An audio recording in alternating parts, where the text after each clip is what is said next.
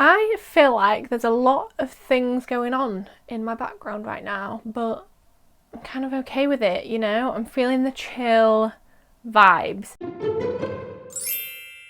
Hello, it's me, it's Alice. I'm here to have a ramble with you, a bit of a natter, so to speak.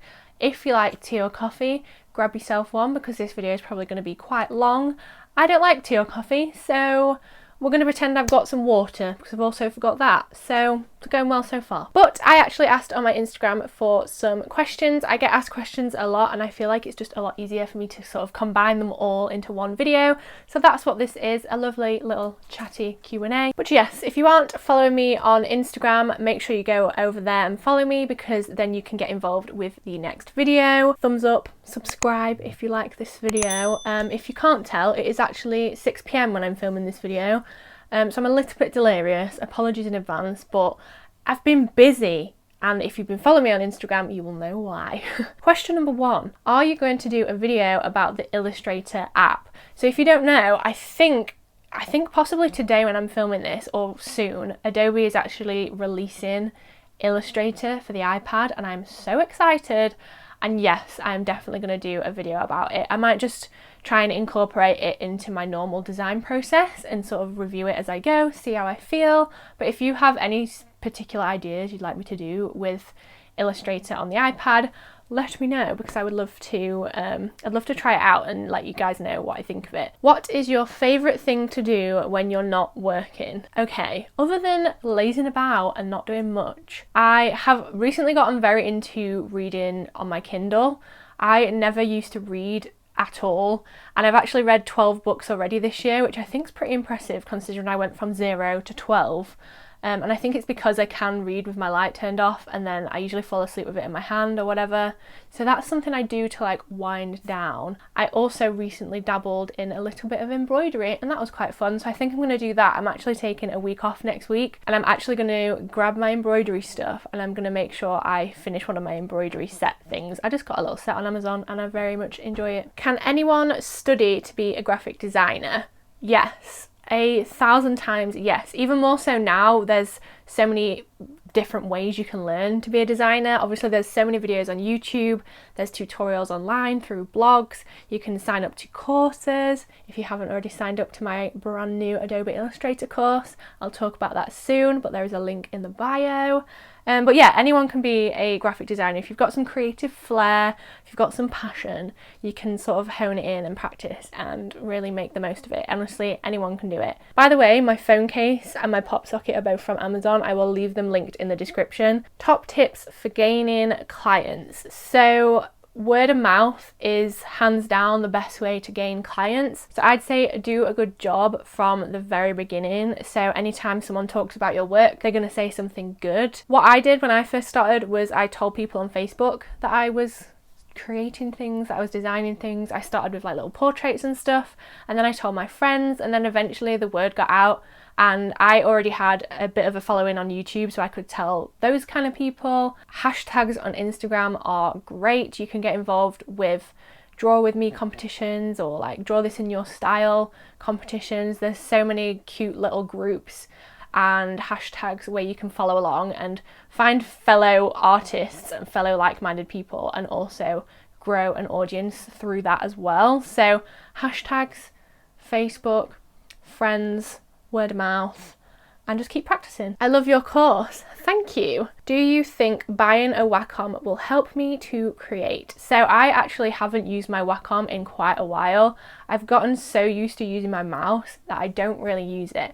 And that's just personal preference. I know designers that use their Wacom for everything. They use it as a mouse, they use it literally anytime they pick up their their computer. You don't really pick up a computer. Anytime they turn on their computer, they will use their Wacom, and that's just habit.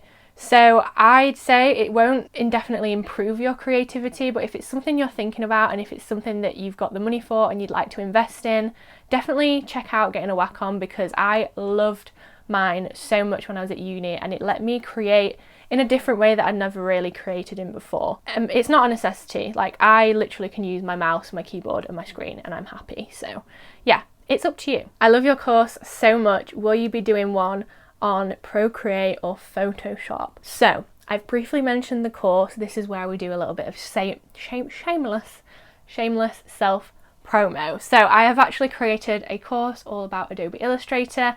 I've created it with the wonderful team over at International Open Academy, and until the 25th of October 2020, the course is only £19.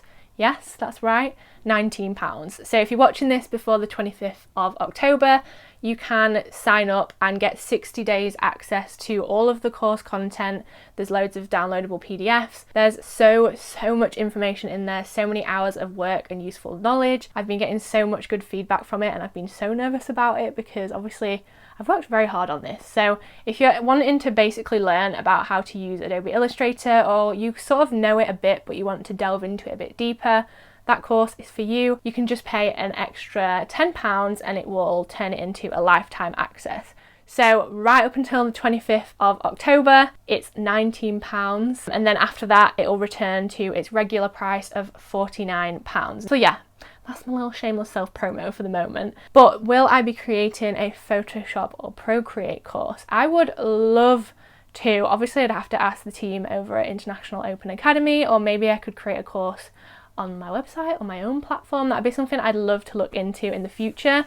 For now, creating this Illustrator one has sort of like drained the life out of me. All my creativity went into that. So currently I'm sort of recovering a little bit. So I'm going to take some time off in terms of course creation, but hopefully in the near future, yes, I would love to do another course. When did you get into design and how quickly did you learn? I guess I sort of first started designing when I was probably about 14 or 15. I discovered Photoshop and I loved photography, so I started to teach myself via blog posts and YouTube videos basically how to retouch people, how to make people's teeth whiter, how to remove spots. So I guess that's where it sort of started, and then I set myself up a little photography business when I was 16. So all the like promotional branding, like business card, logo, all the stuff that surrounded that business I created. So I guess it was like 14, 15, 16 area. How long did it take me to learn? I mean, I'm still learning. It's not an overnight thing. You can't just do a course and hope that you're going to be an expert. You've just got to keep learning. Like, even when I was teaching this Adobe Illustrator course that I did, I've learned so much more about Adobe Illustrator than I ever really realized you could learn through like doing all the research for the course and making sure I knew the ins and outs of it. I now know so much more. So yeah, it's a continuous learning curve. I'm always going to be learning. How do you handle your mum being your assistant without her being too mum-ish? This question made me giggle when I saw it. So if you didn't know, I actually have recently roped my mum in to helping me out. She now works for me 1 day a week, like 1.5 days a week, and it's been so helpful for like the more admin heavy tasks because she enjoys that and I do not. I prefer the creative side, so we're working together really well as a team. And actually, because she's kind of been sort of half helping me with like packing up orders for my Soul and Fire shop, it's been a smooth transition because she's helped me anyway, and it's just the kind of relationship we have. So yeah, although there has been occasions where like halfway through the day, because obviously we work from home and we live together, she'll go downstairs and put the washing in, and I'm like, you're not getting paid to put the washing in, and she's like, yes, but it's your washing, so I'm technically doing my boss's washing. And I was like, can't really argue with that one, can I? So it can be a different dynamic, but it's working well so far. Advice for having an identity crisis with your own branding design. I have this multiple times a year. Trying to figure out your own logo design and your own business card design and all that stuff is the hardest task ever. A couple of months back, if you follow me on Instagram, you probably remember when I was having a bit of a crisis and I was genuinely debating hiring someone to do it, which defeats the point considering it's my job to design logos and branding and all that kind of thing. But how to get past it, I don't think you ever will. There's always going to be some sort of development in what you like and what you want to be. Like originally my brand was quite girly and pink and there was marble and all that, and now I've gone to more like the bright side and I love the bold colours and blocky text, and that's probably going to evolve even further as I like grow up and have children and all that kind of stuff. So there's no real way of getting out of it. You've just got to sort of embrace it. If you're having a bit of a crisis with your current logo, don't be scared of changing it. If you want to change it, do it, experiment with some things, ask your friends, see what they think, see what they prefer, and just roll with it. Did you have any other jobs before graphic design? So I'm guessing this is from someone who is new, because I have vlogged my whole like career life since I left school pretty much. But when I left school, I was working as a photographer. I actually got hired at that job when I was 17, so I kind of worked at it whilst I was at sixth form. And then when I left, I kind of went full time as a photographer for another company. I almost took that company on as my own, like I almost became like legit manager.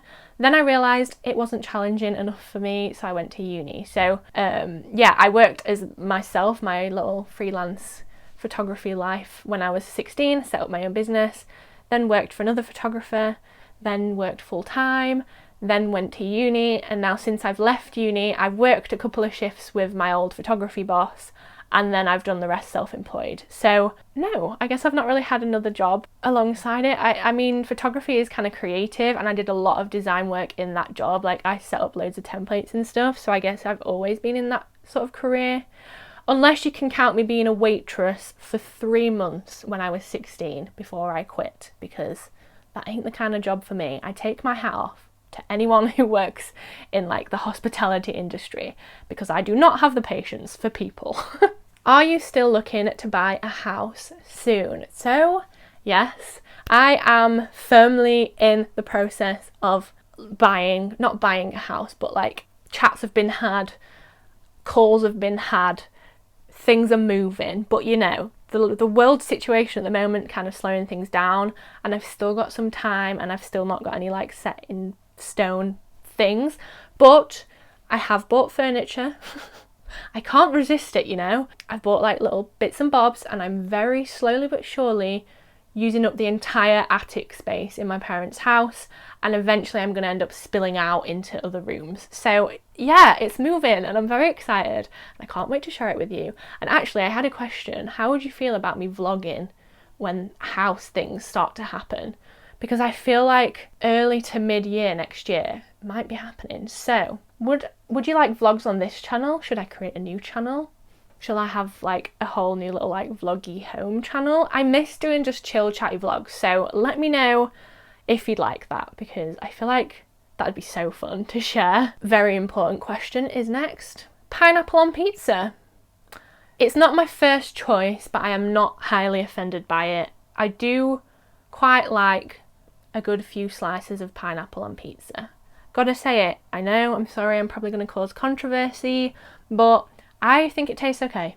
How do you find good sources to use for your design work? So I actually use Envato elements for pretty much everything now. I have worked with them previously, but they aren't paying me to mention them in this vlog. I just literally use Envato elements multiple times a week. I love everything they have on there. It's super affordable, and it's so easy to sort of categorize everything. It's like a giant Pinterest for things that you actually can legally use, which is great.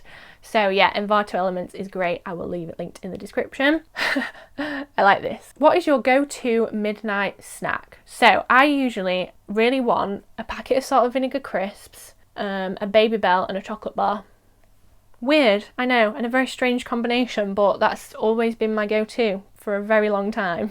What did you want to be when you were little? Ooh, when I was really young, I wanted to be a dance teacher. I remember like drawing out what my ideal dance school would look like, and then I can't really remember. I don't think I knew. I was that kid that didn't really have an idea, and then I wanted to be a graphic designer.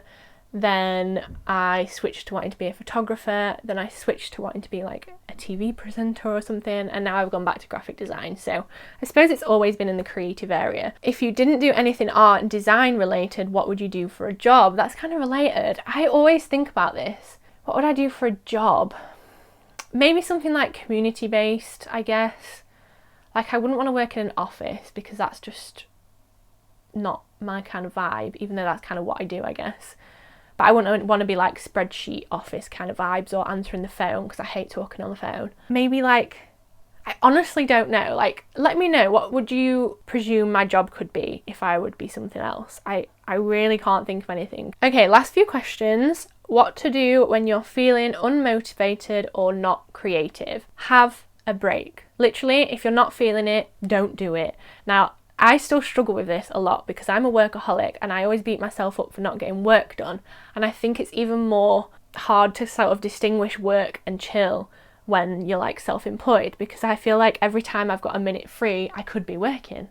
But that's just not how life is. You need to enjoy it, right? I'm trying to like teach myself to actually enjoy like chilling and not doing anything and realizing that it's fine. So if you are feeling unmotivated or uncreative, don't do that thing that you're trying to force yourself to do. Of course, if you've got a deadline for uni, then that's a different story. You might have to reward yourself with some chocolate buttons, which is what I used to do at uni. But if you've got some time, even for 10 minutes to go for a little walk to the shop, get yourself a snack, walk back, it'll hopefully refresh your mind a little bit. So yeah, try not to beat yourself up about it too much, because forcing creativity is the ultimate way to stop creativity completely. And finally, any advice for people wanting to get into graphic design? And I'm probably going to say the most frustrating answer ever, and it's just to do it. Honestly, just do it. If you're thinking about drawing something, draw it. If you're thinking about designing a logo, design a logo. If you like to sketch and doodle and draw all over your notebooks at school, go for it. Don't let anyone say that it's not a real career and the arts aren't going to earn you any money, because arts are literally everywhere. You see an advert on the side of a bus, that's created by a graphic designer. The signs on a motorway, that's created by a graphic designer. Literally every single thing that you look at and consume has an element of design in it somewhere. So if you've got an eye for creativity and if you want to delve into graphic design, don't be disheartened by anything that's going on in the world right now. Just create the things you love, learn, take things in, follow fellow creative people, and just keep going. Believe in yourself. And that is my little motivational chat to end this little Q&A. I've actually really enjoyed just sitting down and having a chat. I think the idea of a vlog channel is like creeping up a little bit more than I originally intended. Let me know what you think about me doing that. I think that'd be really fun. Not committing to anything in particular, like any particular uploads, but I think that'd just be nice. So yeah, if you haven't already, don't forget to check out my Illustrator course while it's on offer for just £19. I guess that's it. Subscribe if you aren't already. That's not subscribe, that's thumbs up. Thumbs up if you haven't already, and I'll see you next week for another video. Bye!